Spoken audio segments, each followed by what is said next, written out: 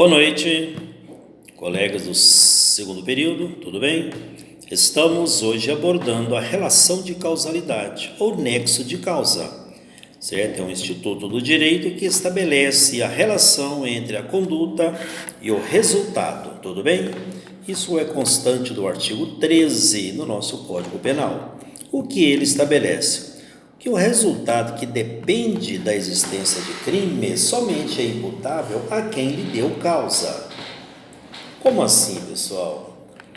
Não existe uma forma de alguém pagar por um delito praticado por outro. Somente quem praticou a conduta, seja ela por ação, por omissão ou até por ordem, determinando que alguém o faça. Somente a pessoa que tem nexo entre a causa, certo? E o tipo penal descrito, certo? Considera-se causa a ação ou omissão, sem a qual o resultado não teria ocorrido. Muito simples. Como se estabelece a relação de causa? A conduta levou a um resultado? Então você responde pelo crime, tudo bem? Nós vamos ver lá na frente que vai exigir elemento subjetivo. Calma, depois se trata disso. Agora é a questão de relação de causalidade, né?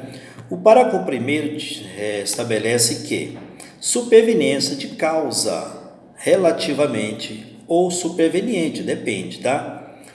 Então diz o seguinte: a superveniência de causa relativamente independente exclui a imputação quando, por si só, produziu o resultado. Os fatos anteriores, entretanto, imputam-se a quem os praticou. Isso está no código, vocês podem ler, tudo bem?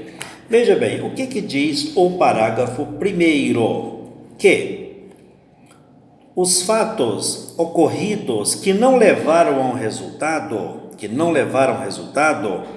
o agente daquela conduta responde pelos atos que ele praticou. E o resultado posterior, que houve outra conduta praticada por outra pessoa, cabe àquela pessoa responder. Exemplo: eu atropelo alguém no trânsito e, durante o socorro, um acidente leva a óbito a pessoa, certo? Eu respondo por quê? Eu respondo por aquilo que eu pratiquei, que é o acidente em si, seja ele lesão, certo? Seja ele crime de trânsito, e o homicídio posterior que levou à morte, responde aquele que praticou, tudo bem? Algumas teorias regulam isso. Esse tema carece de um estudo mais profundo e nós vamos fazendo devagarinho, tudo bem? Veja bem, falou em ação ou omissão. O que quer dizer isso, pessoal? A questão da ação é a conduta praticada e a omissão é deixar de praticar quando deveria ou poderia, ou ainda com sua ação anterior levou àquela carência. Tudo bem? Vamos lá, parágrafo 2º. A omissão é penalmente relevante quando o omitente devia e podia agir para evitar o resultado. O dever de agir incumbe a duas pessoas. Quais seriam? Quem tenha por lei a obrigação de cuidado e proteção ou vigilância, que é exemplo: o pai que não cuidou do filho, ou ainda o policial que não agiu no momento que deveria, ou ainda o bombeiro que deixou de agir enquanto estava na sua atividade profissional, tudo bem? Esse é aquela pessoa que tem por lei a obrigação de cuidar, tudo bem? E outra situação seria aquele que assumiu a responsabilidade, exemplo: a pessoa que começou a praticar um socorro e abandonou. Se ele começou, ele não pode abandonar. Situação diferente é quando a pessoa iniciou um socorro e por forças alheias, forças ocultas ou força maior, não conseguiu concluir. Então esse não vai responder, tudo bem? E a outra situação é o camarada que provocou aquilo. Exemplo: eu esfaqueio alguém, resolva não concluir, mas também não dou socorro. Então eu vou responder por quê, pessoal? Pela lesão e pela consequência omitiva, ou seja, de omissão. Certo? Omissão de socorro, tudo bem? Então são 3 situações que a gente vai ver devagarinho pela frente, tudo bem? Aqui nós estabelecemos que a relevância da omissão, ela só é importante nas 3 situações que nós estabelecemos, tudo bem? Vamos observar, pessoal, que no parágrafo 1º né? Assim como nós temos no artigo 29 a questão do concurso de agentes, nós temos aqui também a individualização da conduta. O que é isso, pessoal? Fatiar. O termo não seria, mas é fatiar a cada um a responsabilidade criminosa dele, certo? Exemplo, se eu faço algo, caracteriza um tipo penal, alguém faz outro algo, caracteriza um outro tipo penal. Eu respondo pelo que eu pratiquei e o outro responde pelo que ele praticou, tudo bem? Que nós chamamos de concurso de agentes, tá? Legal aí? A outra situação seria, vamos lá, um crime de ação e resultado. O que seria crime de ação e resultado? É o crime que a mera conduta praticada por mim já é um crime. Exemplo, violar domicílio. Eu violo um domicílio e a partir da hora que eu adentrei num domicílio alheio, eu cometi um crime. Eu não preciso subtrair nada dali. Eu não preciso fazer quebrar nada, certo? Basta eu adentrar. É um crime de violação de domicílio, que é o chamado crime de mera conduta. O que seria isso, pessoal? O crime que não exige que eu subtraia nada e nem que eu altere o meu ambiente. Tudo bem? Né? Nesse caso, se eu adentrei a um local, a uma residência, com a intenção de subtrair alguma coisa, você vai perceber que eu já cometi um crime, que é a violação de domicílio, né? A partir do momento que eu subtrair alguma coisa, você vai perceber que existe aí, olha só, uma progressão, né? A violação do domicílio é para um furto, legal? Eu vou responder pelo furto, não vou responder pela violação. Por que não? Porque ela é caminho. E o furto é o crime fim. Legal? Tudo bem? Então a violação é crime meio ou crime caminho. Legal? E o crime de furto é o crime fim. Só que tem um porém nesse caso, vocês vão perceber. O crime fim, que é o furto, ele vai ter uma qualificadora, não é? Ou uma agravante, dependendo da interpretação. Que seria o quê? Rompimento de barreira. Legal? Então, eu não respondo pela violação de domicílio, mas eu respondo pelo furto com o rompimento de barreira. Legal? Beleza? Tudo bem? Então tá, vou cessar um pouquinho e voltamos agora. Veja bem, pessoal, o crime de ação e resultado, que nós chamamos, no caso da violação de domicílio, basta a mera conduta, basta eu entrar. Tudo bem? Qual que é o nexo de causa? A minha penetração no local alheio, tudo bem? Mas vamos lá, vai que eu não entro naquele local, eu sou obrigado a adentrar naquele local por forças alheias, tá? Ameaçado por alguém com uma arma ou coisa assim, ou até empurrado por alguém para dentro daquele lar. Então, o nexo de causa nessa situação, ainda que seja eu que tenha penetrado, não, o nexo não é comigo. Quem é que causou o meu adentramento, a minha violação? A pessoa que me obrigou àquilo. Legal? Então, veja bem, nesse caso, o nexo não está comigo, está com quem me obrigou a adentrar no recinto. Legal? Então, veja bem, nexo de causa é a ligação entre conduta e o crime descrito. Tudo bem? Então, são vários tipos de crime. Vamos ver devagar. Tudo bem?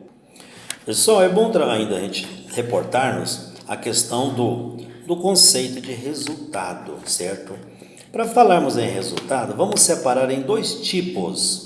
O primeiro deles é o naturalístico. O que é o naturalístico? Aquele crime que altera o mundo natural, certo? Altera. Exemplo, crime de homicídio altera porque tira a vida de alguém. Legal? O crime de dano material, altera a integridade de algum tipo de coisa, tudo bem? O crime de furto, ele é um crime naturalístico porque ele faz uma alteração do patrimônio de alguém, certo? Altera o patrimônio de alguém, esse é o naturalístico, certo? Tudo bem?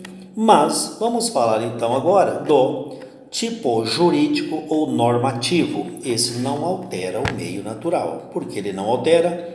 Porque basta a minha conduta. Um dos exemplos, dirigir embriagado. Então eu feri norma, tudo bem? Então eu agi com dolo normativo e não alterei o mundo natural, tudo bem? É fácil entender. Qual seria o outro exemplo disso? Seria a violação de domicílio sem o crime de dano. Entrei, a porta aberta, eu entrei. Então, não há alteração do mundo naturalístico. Não alterei nada, só entrei, certo? Então, seria o caso de um tipo, critério de resultado com ferimento à norma jurídica ou o mundo normativo, desobedeci normas. Legal? Tudo bem? Então, só reafirmando. Nexo é a ligação entre a conduta e o resultado, seja ele naturalístico, seja ele jurídico, seja ele normativo. Tudo bem? Normativo, naturalístico. Naturalístico altera o mundo natural. Lembre disso. Naturalístico altera o mundo natural. Legal? Tudo bem? Vamos devagar, né? Vamos falar um pouquinho, pessoal, da teoria da equivalência das condições. Teoria da equivalência das condições. O que é isso, pessoal? Nos termos latim, conditio sine qua non, condição sem a qual não teria o resultado. Tudo bem? Conditio sine qua non. Então, na questão do conditio sine qua non, como nós vamos memorizar isso? É uma conduta sem a qual não haveria o resultado crime, certo? Exemplo, eu quero formar uma quadrilha, mas eu não faço contato com ninguém ainda. A minha simples vontade não chega a ser crime, mas eu contacto com mais duas pessoas, certo? E eles concordam, existe um liame, uma ligação na vontade de formar uma quadrilha. Perceberam que já há uma ligação, porque fere a formação de quadrilha, não exige um resultado, basta a associação de pessoas. Se associou para o crime, já é um crime, já pode ser julgado por isso. Tudo bem? Então, a mera vontade, o Brasil não adotou a teoria subjetiva. O que é teoria subjetiva? É que a simples vontade não colocada em prática não é crime. Tudo bem? Legal? Um outro assunto importante para a gente lembrar, pessoal, eu disse que o Brasil não adotou a teoria subjetiva. Então, vamos lá. O Brasil também não adotou a teoria objetiva. O que quer dizer isso? A teoria objetiva diz que o fato ocorreu é crime, certo? O fato ocorreu é crime. Exemplo, você matou alguém, é crime. Opa, espera aí, pode não ser. Se for legítima defesa. Legal? Por quê? Que agiu sob excludentes, que a gente vai ver depois. Legal? Tudo bem? Então, condição sem a qual o crime não tivesse ocorrido. Então, anexo de causa. Eu pratiquei uma conduta, sem ela não teria o resultado. Tudo bem? Mas a teoria do resultado exige, primeira coisa que exige é que eu tenha vontade e tenha agido com vontade. Legal? Tudo bem? Dolo ou culpa, vamos ver lá no artigo 18 depois, tudo bem?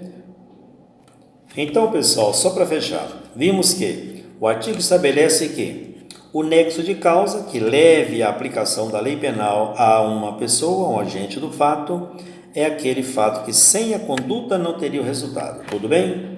Legal? E as teorias que nós falamos, teoria subjetiva por si só não se aplica diretamente se não houver a conduta, né?